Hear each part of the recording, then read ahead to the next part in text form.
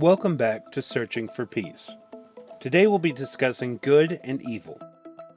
This is a question that has plagued humanity since its point of self-realization. Some may think that it is a simple answer. When you think of an action, you may quickly decipher if it is good or evil, but it seems to be skewed and complicated depending on the area and topic of conversation that is being discussed.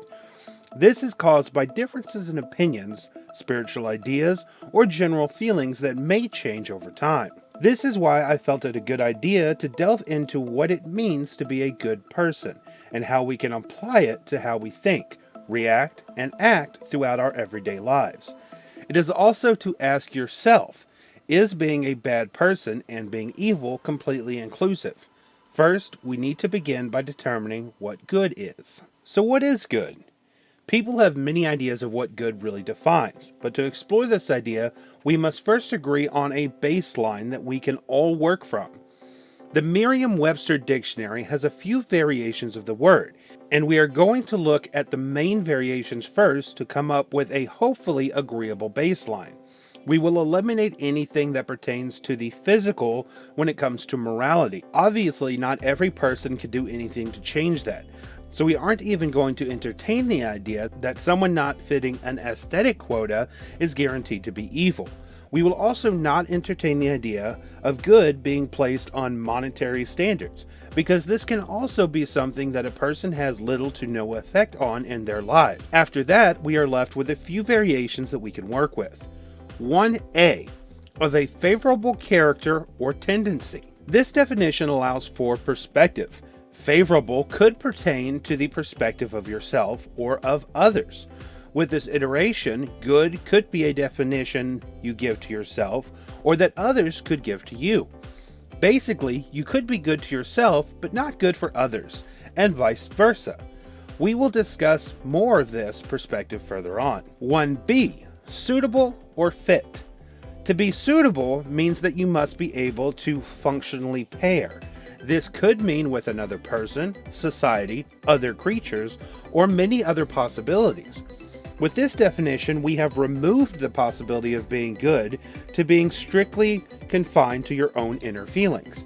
And we have placed the definition into the requirement of being able to fit in. 1C, agreeable or pleasant. Again, here we are looking at the interaction between you and the outside world.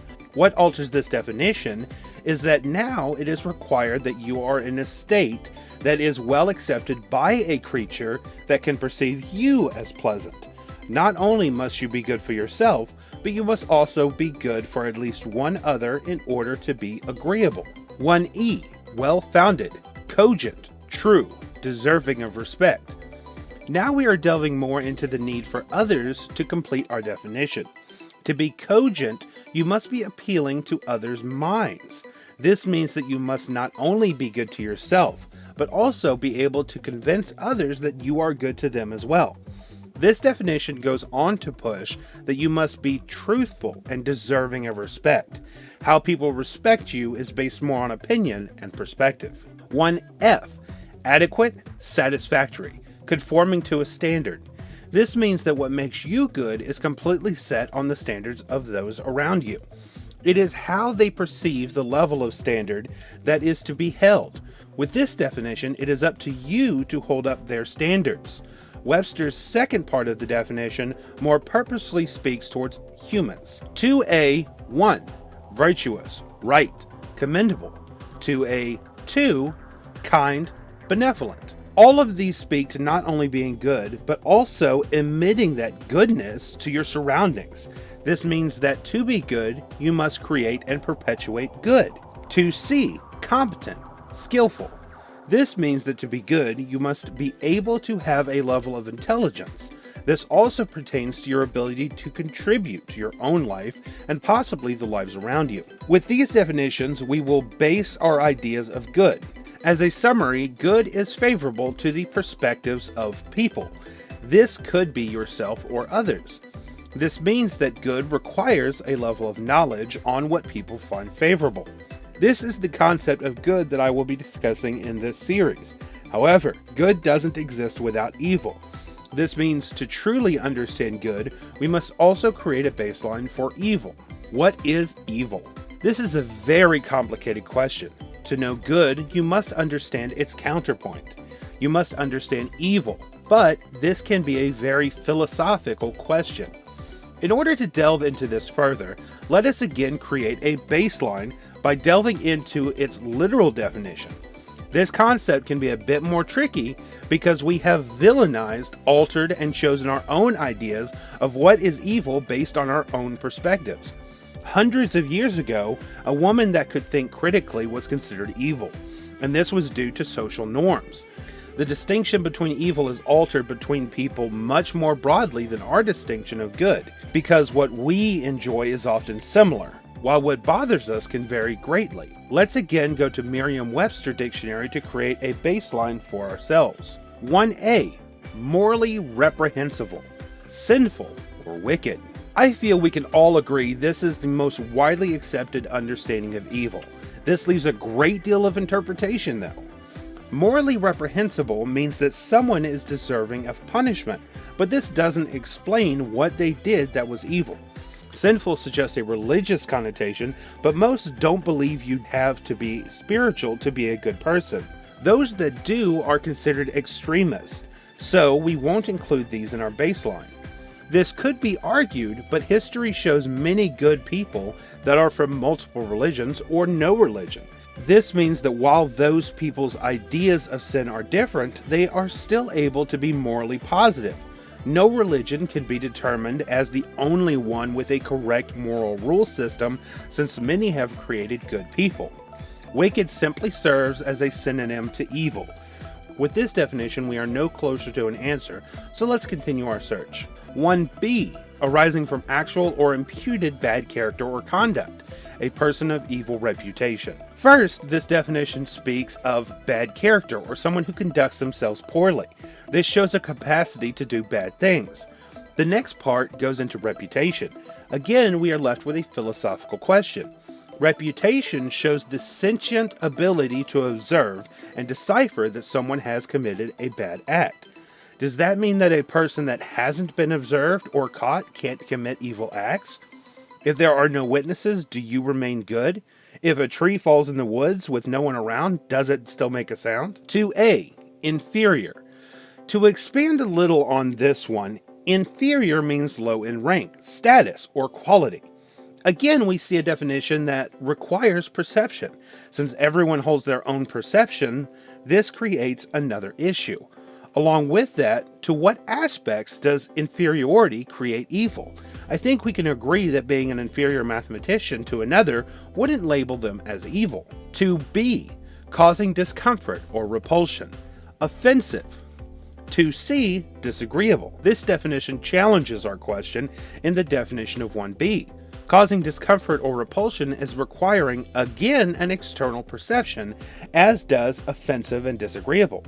This also holds true for being offensive, which is causing someone to feel deeply hurt, upset, or angry, or being disagreeable, which is not pleasant or enjoyable. 3a. Causing harm. Pernicious. Here, we are not required to have a perception of the act.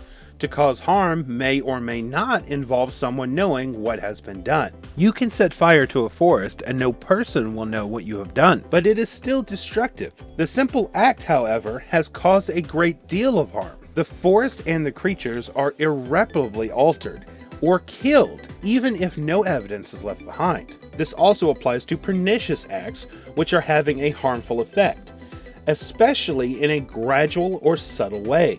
This means that it doesn't matter how small the harmful effects are, they are still considered evil. With these definitions, much like the definitions of good, we are left with a lot of consideration to perception.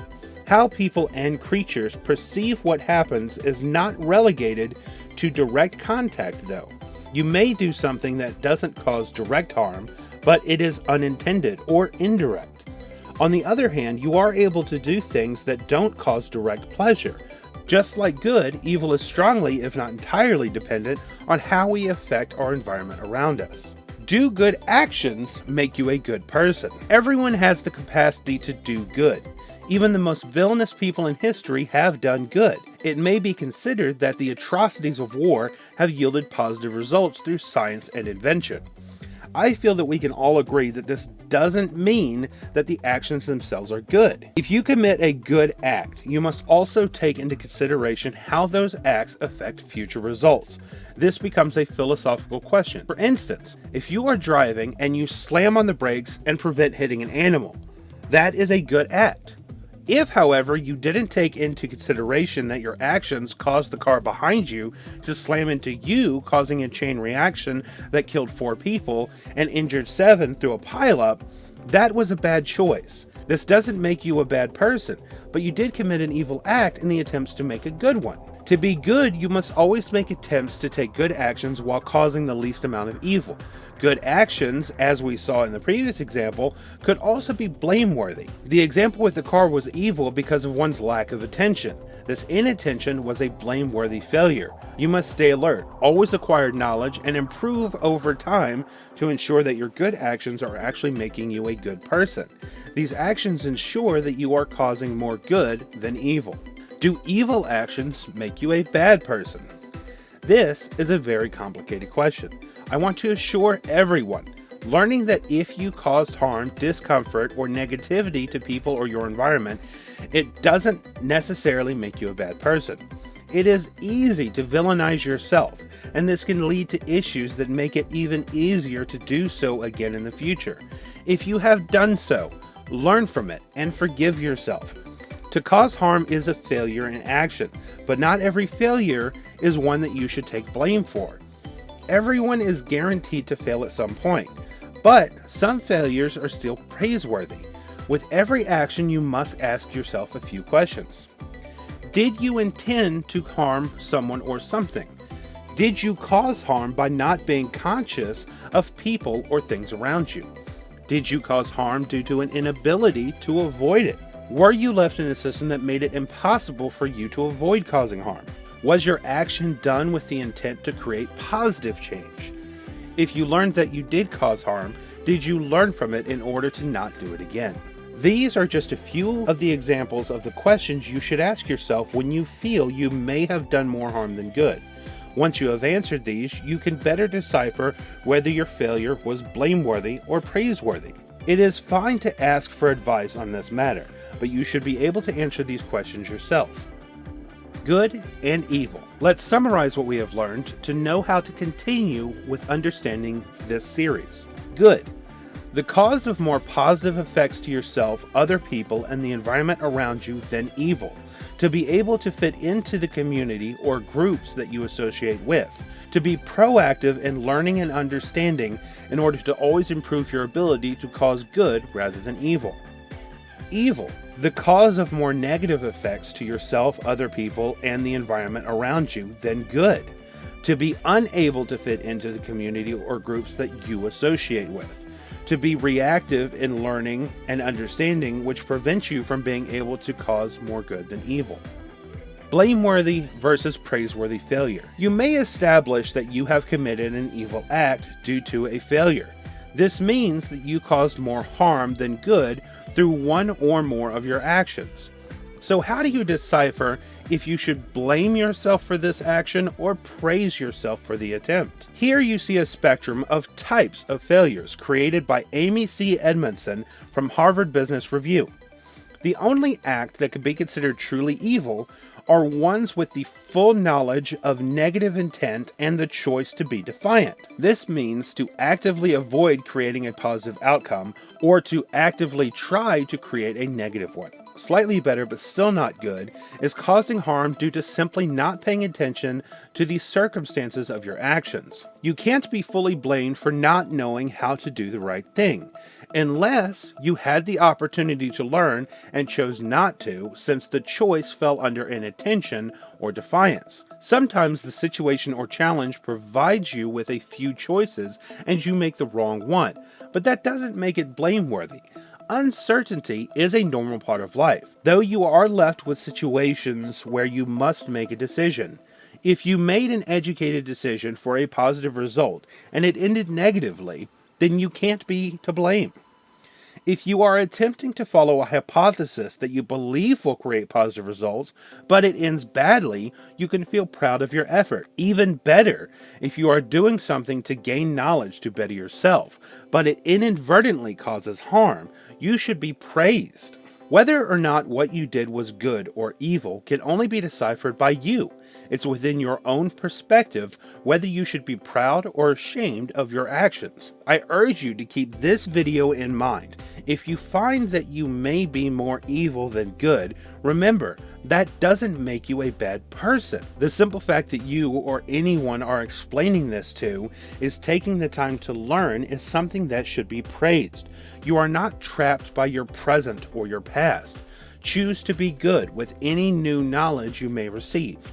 Every moment of your life is an opportunity to decide who you want to be. Are you good or evil? With our knowledge, I propose that how you affect people and the environment you live in is the deciding factor of good and evil. Few to no people feel that what they are doing is evil. As said by Charles Adams, what is normal for the spider is chaos for the fly. People defend their beliefs thinking that they are making the world a better place, while others feel that they are evil for their beliefs. To be good, you must cause the most amount of good that you can, while also attempting to cause the least amount of damage or harm. Many people are simply unaware that they are causing more harm than good. They seem to have a disconnect with the larger picture, and are unable to make the correlation with what they are doing and the harm that comes from their actions. Why are some people unaware that they are causing more harm than good? From this video, you should be able to distinguish if you are doing more good than evil. Be sure to keep an open mind. If you find out that you are having a negative impact around you, the simple fact that you are watching this video and learning is a positive action. Take any knowledge moving forward as an opportunity to grow and improve yourself. Committing evil based on lack of knowledge does not make you a bad person. It simply means that you haven't acquired the knowledge to make a change yet. This is a praiseworthy failure. On the other hand, if you chose to revoke yourself from new knowledge, you are to be blamed for any action you may commit from lack of knowledge in the future. That is because the lack of knowledge came from defiance at that point. This requires levels of both empathy and systemizing. These two understandings are very well explained in the book The Science of Evil, written by Simon Baron Cohen.